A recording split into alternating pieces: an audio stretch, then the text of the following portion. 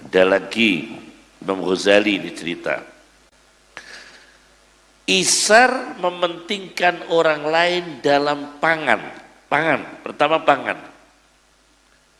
Diceritakan Imam Ghazali dan ini terkenal dalam kisah-kisah pada zaman Nabi Muhammad SAW, ada kepala kambing. Kepala kambing itu diberikan pada seseorang.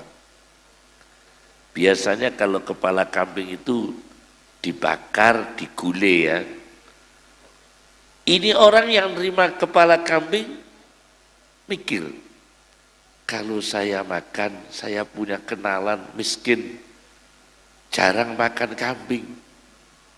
Udahlah, saya kasihkan ke sahabat saya. Diberikan pada sahabatnya, orang kedua. Sahabatnya dikasih kepala kambing itu, ingat sahabatnya lagi, dikasihkan orang ketiga. Orang yang ketiga menerima kepala kambing itu, dikasihkan orang lagi, keempat. Sampai ketujuh kembali ke pertama. Sampai ketujuh kembali yang pertama. Subhanallah. Itu sahabat Nabi. Jadi gak segera makan.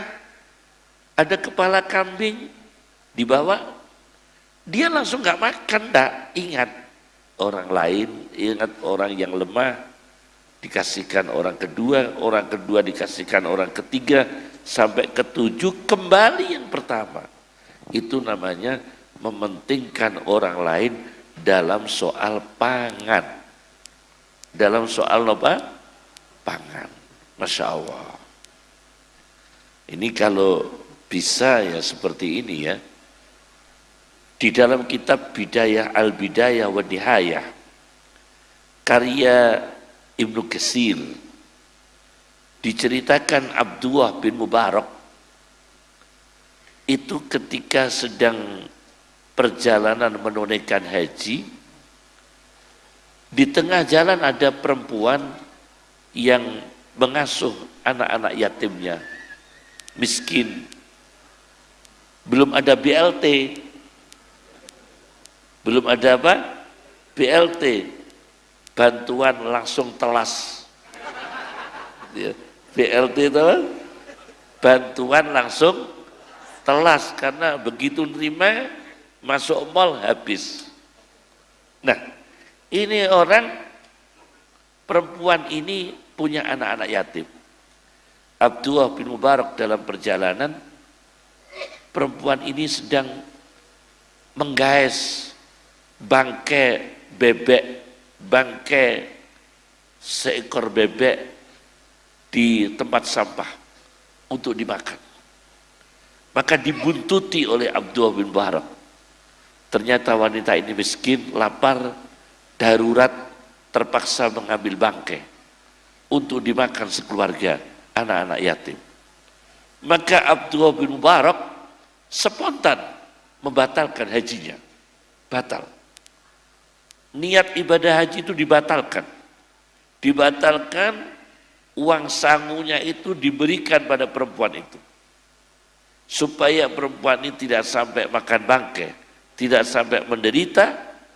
Uang itu diberikan pada perempuan itu dan beliau kembali pulang membatalkan perjalanan haji.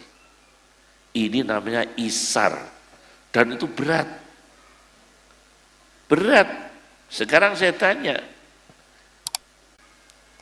jadi baju yang terakhir dipakai beliau diberikan pada pengemis, dan akhirnya beliau pakai baju pinjaman sampai akhir meninggal dunia.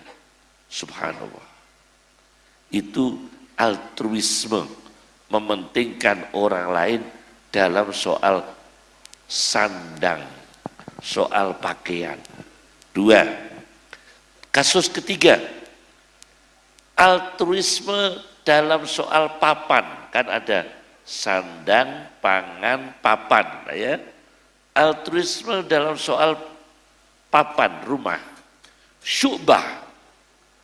Ulama yang bernama Syu'bah itu kedatangan pengemis. Kedatangan pengemis tidak punya uang. Beliau tidak punya uang.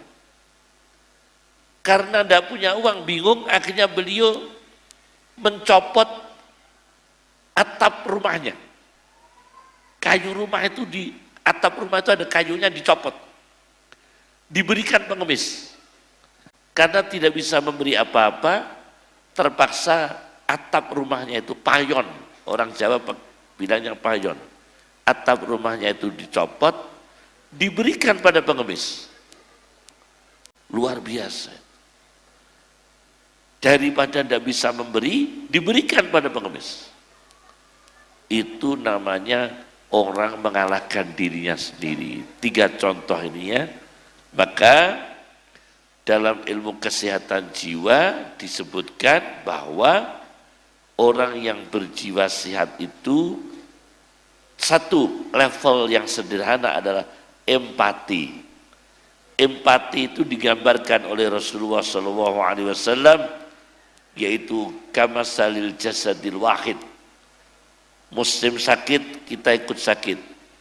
Saudara kita muslim menderita, kita ikut merasakan menderita. Tetangga muslim kita ini sedih, kita merasakan sedih. Tetangga muslim kita kekurangan, kita ikut merasakan kekurangan. Itu empati namanya. Tapi empati itu naik lagi sampai mengalahkan dirinya sendiri. Itu ihsan. Di atas empati itu ihsan. Nah, ternyata ada ihsan yang keempat, yaitu memilihkan orang lain dalam kedudukan.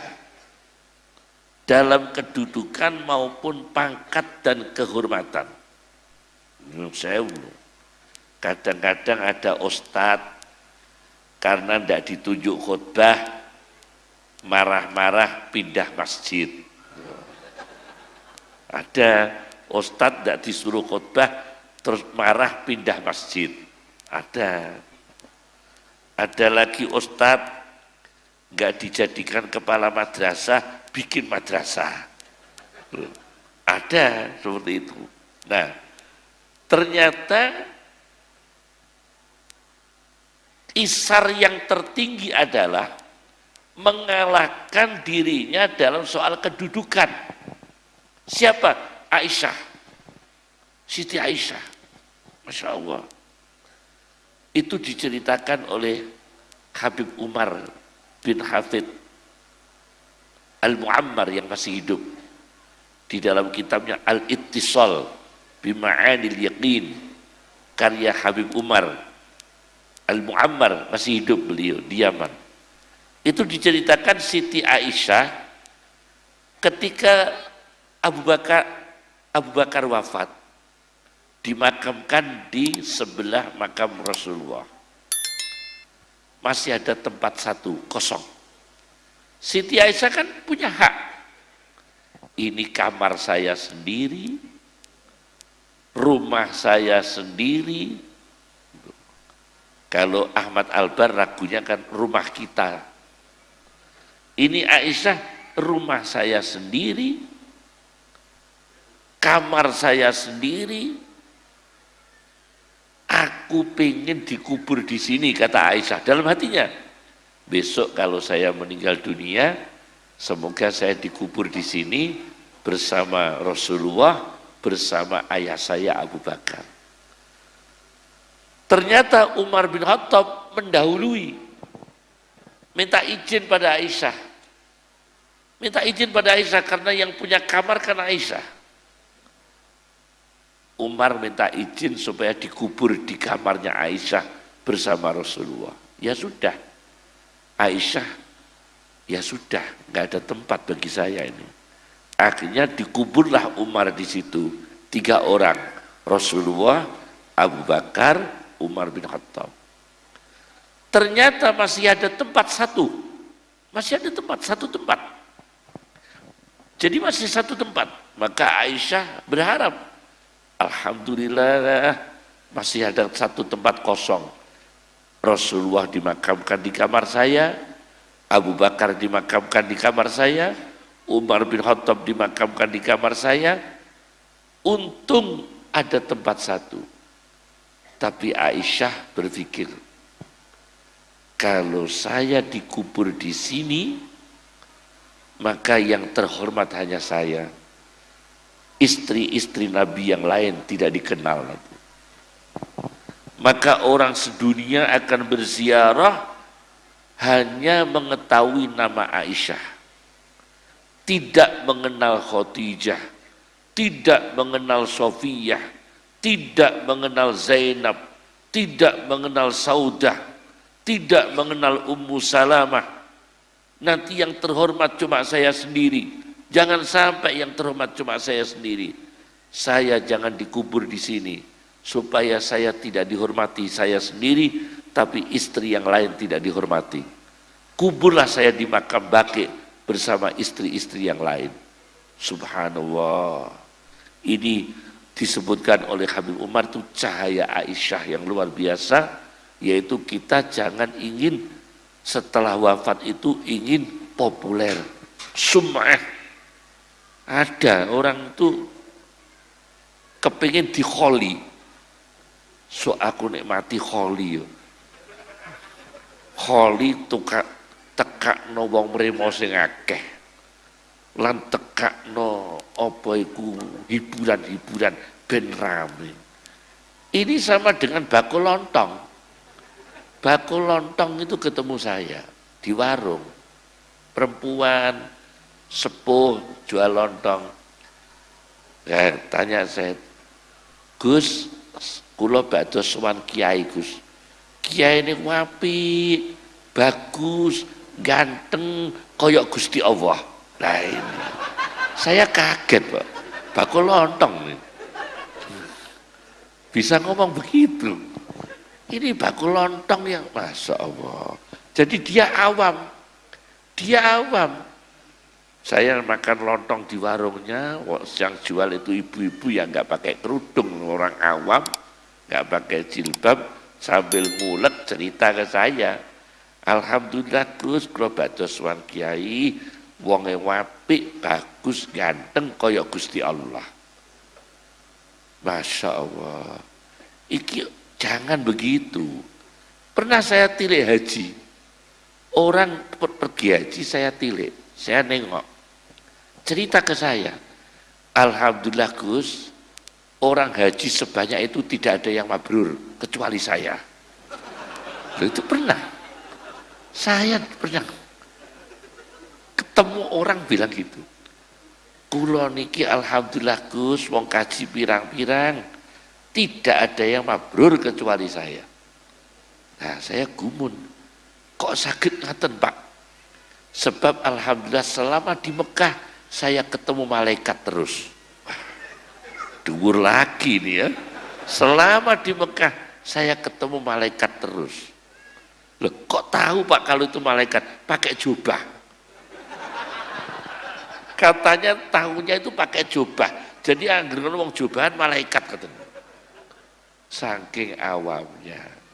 Jadi kita ini seperti Aisyah tadi loh, mentalnya, wataknya tidak ingin lebih dihormati daripada istri yang lain. Saya tidak usah dikubur di makamnya Rasul. Nanti yang terkenal cuma saya. Biar yang saya biasa saja.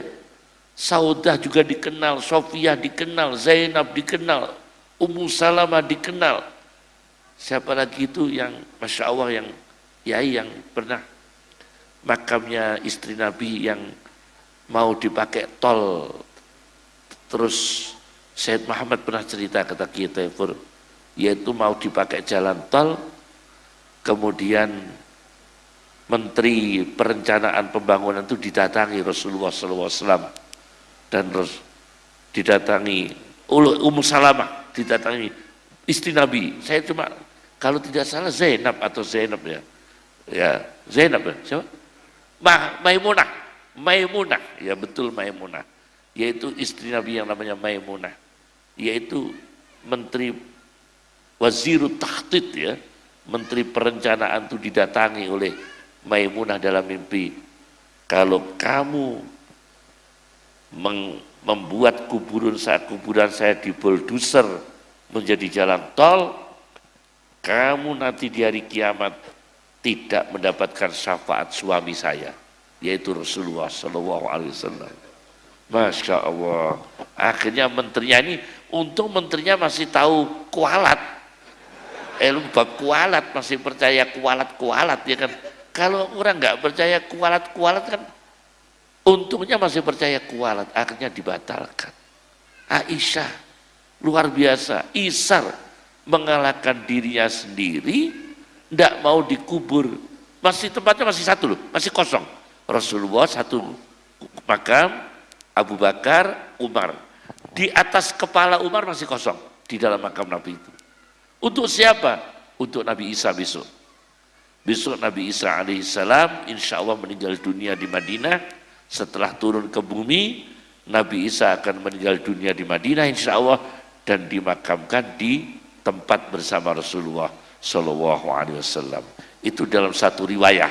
Dalam satu riwayah menurut Habib Umar bin Hafid dalam kitabnya Al-Ittisal Bima'anil Yaqin. Ini artinya isar. Jadi isar itu penting. La'allakum tattaqun. Masya Allah. Pernah lagi ya, orang isar itu sampai rumah diberikan. Ibnu Arabi. Ibnu Arabi itu sufi. Sufinya ini ya, maaf nih ya, khususnya orang-orang kampus, mohon jangan belajar tasawufnya Ibnu Arabi yang falsafi, nanti malah tersesat. Bukan Ibnu Arabinya yang sesat, yang belajar yang tersesat. Bukan Ibnu Arabi yang sesat tuh ya, yang belajar yang tersesat. Karena sekarang itu ada aliran sesat, ada sesaat. Nah ini, dia belajar Ibnu Arabi, tidak tahu caranya, tidak tahu mekanismenya, itu orang dauk, orang yang dekat Allah, tidak begitu caranya, dia belajarnya pakai rasio. Padahal kalau tasawuf Ibnu Arabi tidak bisa pakai rasio, tidak bisa. Itu pakai zauk semua. Tasawuf Ibnu Arabi Al-Futuhatul Makkiyah, Fususul Hikam, ya, Mawaqi'un Nujum dan sebagainya itu pakai zauk, tidak pakai rasio, tidak pakai akal, pakai zauk, rasa, batin. Nah, Ibnu Arabi itu dapat hadiah rumah dari Raja Romawi, diterima baru dipakai kedatangan pengemis.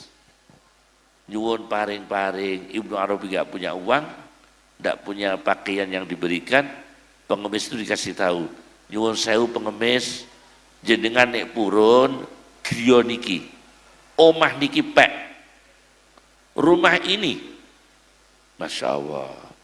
Akhirnya omahnya digakno pengemis, diberikan pengemis. Itu namanya isar, memilihkan orang lain daripada dirinya sendiri. Inilah hikmah puasa.